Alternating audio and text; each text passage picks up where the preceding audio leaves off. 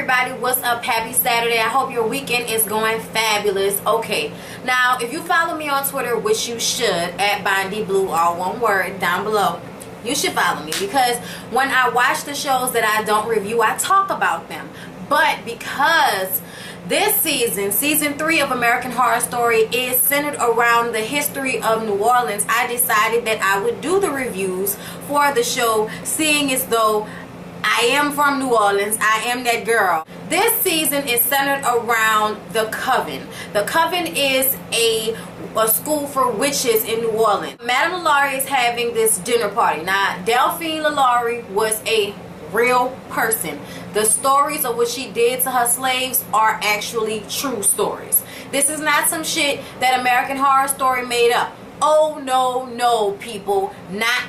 Down here, yes, it is very much known that the house that Nicolas Cage bought after, okay, that house is the same house that Madame LaLaurie in the attic disjointed her slaves and made them into like spider-like creatures, like where their joints were all up like this and the legs. Like, it's actually in our wax museum where my grandfather's costumes are, because we mass Indian down here, you heard me, all right.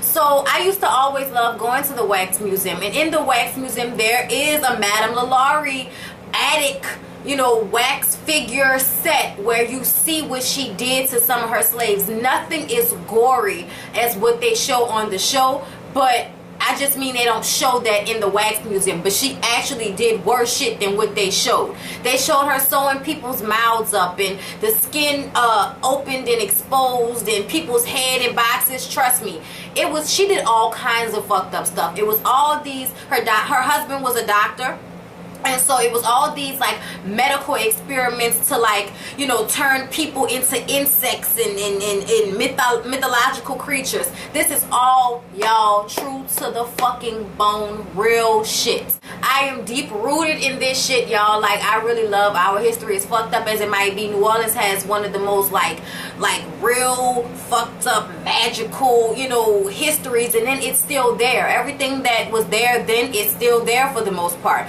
So you can walk through it and feel it, and you know, the slave quarters and places where they sold slaves are still there, with the shackles still in the wall. Like, it's all kind of shit down here that's still here. So, you know, that's kind of why I'm always, you know, black power and shit, because I walk in a, you know, I live in a monument of what has happened. You know what I mean? Madame LaLaurie is having a party. Now, she used to have a lot of parties. She was known for her parties. And this one particular time, and I'm going to tell y'all the story that we know of, where the little ghost girl and all that. I'm going to tell you that story. But first, let me tell you what happened on the show. Okay, so on the show, she's having this party so that her daughters can find husbands. Her daughter is obviously a slut, one of them, who likes to rape black men. So after the party, Madame LaLaurie goes upstairs for a ritual of spreading fresh blood all over her taut face in order to keep her skin tight. You know, like, I don't know, y'all, whenever I think of somebody keeping their skin tight, I always go back to Marcus, darling, Eartha Kitt. Beet juice, it keeps the skin tight. And y'all better get on that goddamn beet juice. That's what she should have been drinking, because Eartha Kitt's skin was tight from the beginning to the goddamn end. While she's getting her blood spread on, and she discovers that it's not fresh blood, because the little daughter that's not the hoe, you know, doesn't like to cut open people to get they, you know, pancreases out to give blood, so the blood wasn't new. Now, we find that out later on, but I just, you know, I had to mention that shit. That was crazy. Her husband comes and tells her that there was an incident after the party. She goes downstairs and finds that her little slut daughter has basically raped one of the slaves. He's saying, I told her I belong to another. I told her I belong to another. I didn't want to. She forced herself on me. Would you shut that mongrel up? I'm like, God damn, because we black, we gotta be mongrels, man, fuck you. Like, you know how you get in your feelings when you're a black person, all that slavery shit. He smacks the shit out of her daughter, smacks her around the place, and then tells the daddy to take the slave upstairs to the attic. When she gets upstairs to the attic, y'all, people are up there with their eyes and mouths sewn up with shit inside their mouth. She told the dude, stop making all that noise before I tear your lips open and put more shit in there. And I was just like, team too much. team way too much. A lady with all the skin pulled back off her face to just expose the flesh. She's stuck standing there, like they're all standing there like statues of what she's done to them, but they're all still alive. It's very fucked up. And then she walks up to the man who her daughter slept with. She had him tied up and they beat the piss out of him. His mouth is swollen, his eyes are swollen, and she's like, where's my pickaninny? And the pickaninny is the little girl. And y'all, the real story is surrounded around that little girl. Now, the little girl comes in and put a bull's head on top of the man's head to create this mythological manatee, whatever, however you pronounce it, that she wanted to create from mythical, from mythology and shit, because her daddy used to read her those stories on the porch when they were drinking sweet tea and the slaves were out in the fields and da-da-da-da-da-da-da, Blanche Devereaux, da-da-da-da-da-da-da-da. Designing women, southern shit, okay? Like, that's where we at with this. Now, here's the real story. The real story is that same little pickaninny that used to help her out, that little girl, that little girl one day tried to run away. That little girl tried to run away and Madame LaLaurie chased her. This was actually during a party. It was during a party, and I guess they were like, everybody was about to leave, and the little girl, she went upstairs, and the little girl must have did something that she didn't like, and the little girl was screaming because she was up there beating the hell out the little girl, and the little girl runs and she jumps off the roof of the house and falls to her death and dies. So the ghost story is that people have seen that little girl running across the roof. When that happened, everybody went upstairs. The fire department came because there was a fire. So everybody went up to the attic to see what the fuck was going on, because the party people were still there. So they went upstairs to see what the fuck happened, and this is when they saw everything that she had done to the slaves. They were going to arrest her, burn her, but y'all know how white people do. They give them a chance to get away. The real story was that her and her husband packed up and ran and got out of town before they were able to be, hung or whatever the fuck they was going to do to them. But nobody has ever found her body. The story is that she might have went back to France because, her people had money, da-da-da-da-da. But nobody ever knew what really happened to Madame LaLaurie. So that's where American Horror Story has an opening to create their own idea of what might have happened. We get to present day, and the daughter from the first season, if y'all watched the first season of the American Horror Story, her character is Zoe. Zoe is about to have engage in some premarital sex with her little boyfriend. It's looking like a regular tight shot to tight shot love scene, okay? And then all of a sudden, as they're getting into it, he starts to bleed from every orifice of his face. Nose, eyes, ears, he's bleeding. Later on, they say, because he died, and she's fucking him and he's dying. So they basically find out that, it was a brain aneurysm. Well, her mom sits her down and tells her that, I'm sorry, I should have told you. It's not your fault. You're a witch. We expected that it would skip a generation, but it didn't. So now she's found out she's a witch. Her mom tells her that she's going to send her to a school where witches go to be safe, and she's going to send her off. And she's like, you going to send me away, bitch? What kind of shit is this? So a crazy orange hair bitch and the albino dude come in, wrap the daughter up, get her on a train, and take her ass down there to New Orleans to the house where all of the little witch chicks are. When she gets there, she gets in the house and she gets cornered by 3 of the girls who pretend they're going to sacrifice her. They all have on phantom masks and hoods and everything. And then they finally take it off and reveal themselves to her. One of them is Gabrielle Sidibe, who plays Queenie. Then there's Emma Roberts, who plays, what is her name? Madison something or another. She's an actress. And Zoe immediately recognizes her. And then there's Nan. Nan played in the first season as well as Jessica Lange's daughter. So they obviously are playing a trick on her. And then Cordelia comes in. Y'all know Cordelia has played in every season of American Horror Story. Cordelia is the head mistress. She tells them, hey, get y'all ass out there and go get those groceries, okay? I'm gonna talk to Zoe and get her all set up. She's explaining to Zoe that it used to be a boarding school for girls, but that it was taken over around the 1800s by a Warren. Why the Warren? Why old witches, like witches from back then, always last name had to be Warren? If you watch Charmed, y'all know what I'm talking about. But anyway, so, it was taken over by a witch who wrote children's books and was a diplomat, blah, blah, blah, blah, blah. And she basically turned it into what it is now. Now, over the years, the witches decided not to have children because it was too dangerous. Their children get burned and shit. And so they decided not to have children, so they are a dying breed at this point. Also, they ran from Salem because, you know, after the witch trial started, the real witches were smarter and more cunning, so they was like, man, fuck this, we out. They went to New Orleans, where New Orleans already has this really deep, you know, superstitious ghost-like history to it, so people are not going to be so objective to witch shit because they're already used to it. That's really what the deal was. New Orleans was always a place that was very mystical with, you know, how you, it's very eerie feeling around this bitch, and that's because it was built up by a whole bunch of convicts that they let out of the jails in England to come and build this bitch, and they were dying in the swamps and all that type of shit, so it has an eerie feeling to it as it is, okay? So all the fucked up shit that happens down here, it only seems right? I have got to get the hell out of New Orleans. She tells them of Misty. Now, Misty also played in last season as the nun that was possessed by the devil. Y'all, last season was too much, okay? It was team too much. I'm so happy that this season seems a little bit less dark, you know, alien, Nazi, crazy shit. More so, you know, witch shit, which I love. I love witch shit, so I'm excited about this season.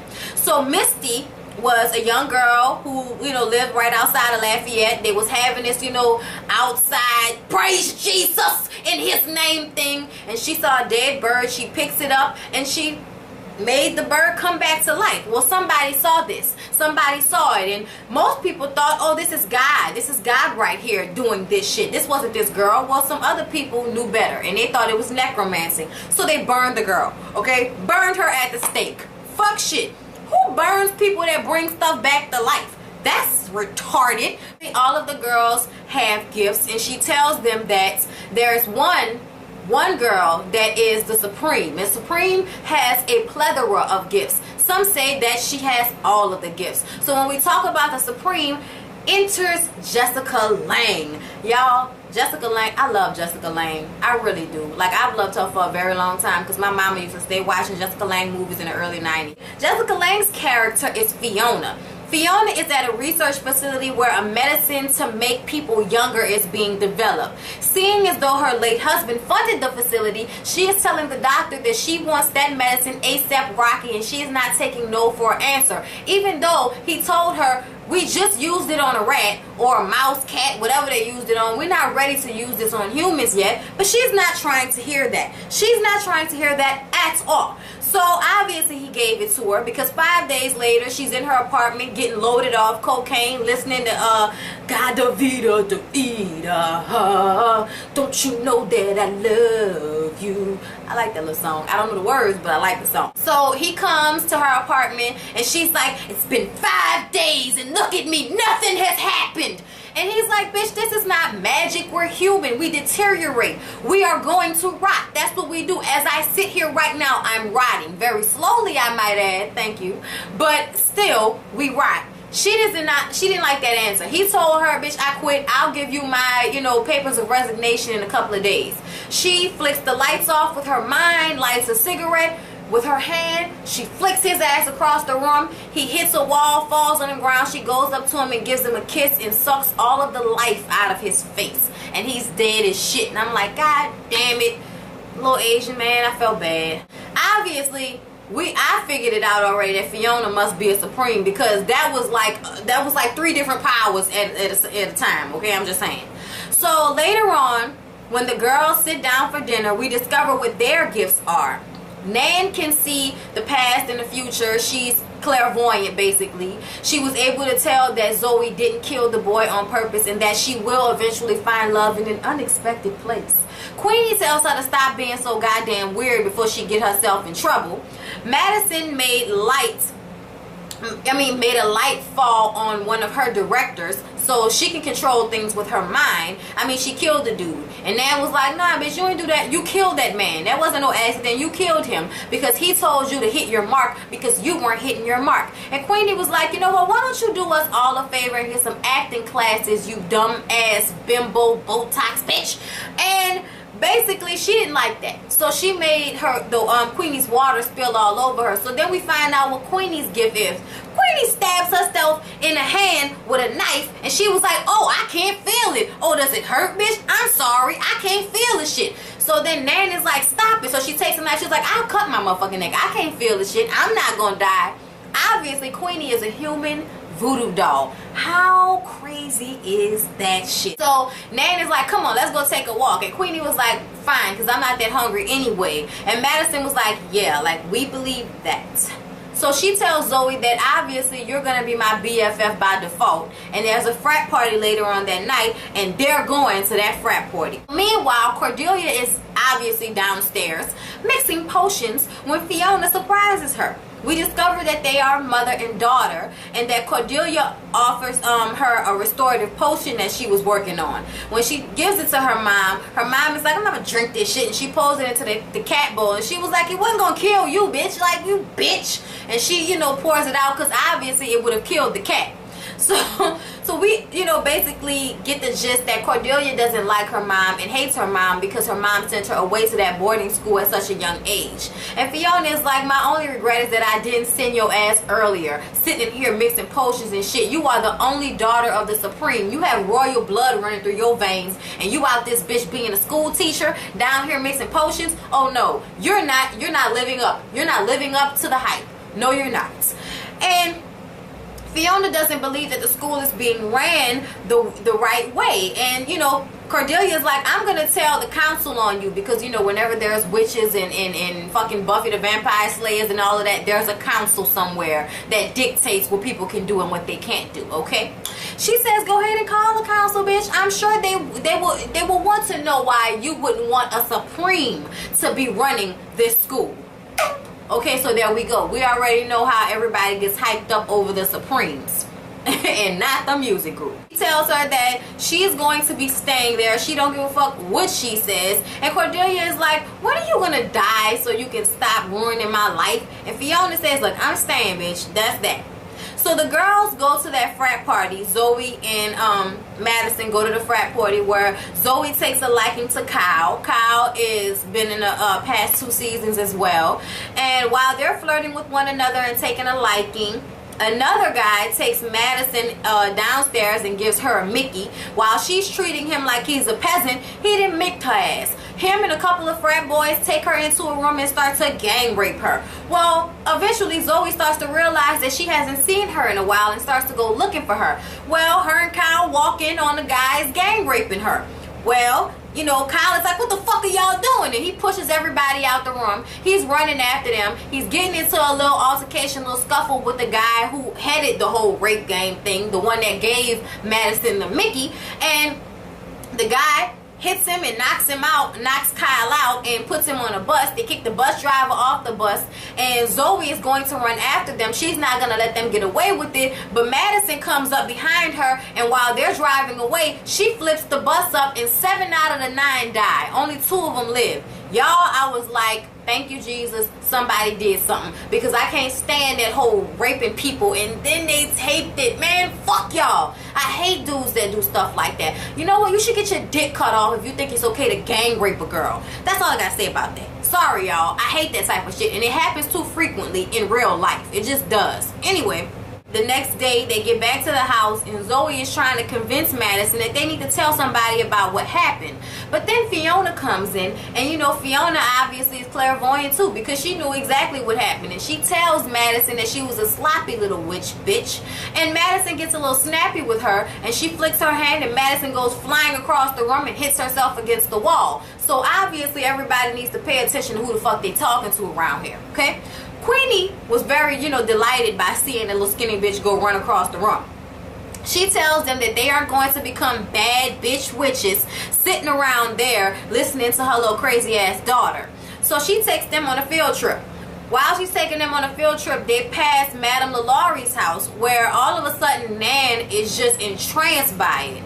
She walks into the house and everybody follows her in where they're doing a tour. Obviously, Jessica Lange's character Fiona has a mind control thing too, because she told that lady, you are giving us this tour for free. And as the lady's telling the story, they start to go back into what happened to Madame LaLaurie, about how, you know, she would have her daughter cut out a man's pancreas to get blood from the pancreas to put on her face. And then how, you know, she was so obsessed with how she looked because her husband was sleeping with all of the little young black slave girls around town, and she did not like that, okay? She did not like that at all. Now, in real life, Madame LaLaurie was supposed to be skinny. And to me, a skinny bitch is always crazier than a big bitch. So I even though I love me some Kathy, I would have liked to see a crazy skinny bitch play the role. But never mind.